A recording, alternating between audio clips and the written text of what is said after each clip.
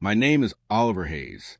I'm 33, and I live in a place where days blur together if you let them. I have a job that pays the bills, friends who check in just enough, and a life that looks complete from the outside. But when I come home at night, I feel the quiet press against my chest. Love didn't leave me all at once.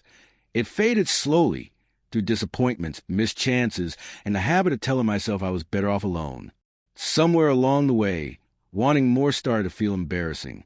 The moment that unsettled, everything happened during a blackout. The city went dark. Phones went silent, and suddenly people were forced to talk to each other again. I stood by my window, watching neighbors light candles, hearing laughter echo up from the street. There was a warmth in that shared uncertainty that I hadn't felt in years. It reminded me of how love used to feel, imperfect, unplanned, alive. And for the first time in a long while, I felt something other than numb. When the lights came back on, the feeling didn't disappear. It followed me into the night, into memories I thought I'd buried. I remembered how carefully I learned to protect myself after being hurt, how close in my heart felt like survival first. But protection turned into distance, and distance turned into loneliness I refused to name.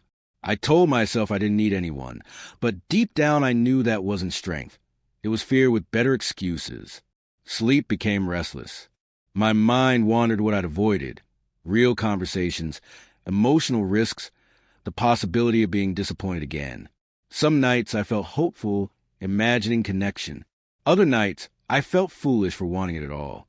The tension between safety and longing pulled at me constantly. I realized how much energy it took to stay close, how heavy it felt to carry all my feelings alone. The decision came quietly, without certainty. I chose to stop treating vulnerability like a mistake. I didn't promise forever. I didn't rush toward anyone.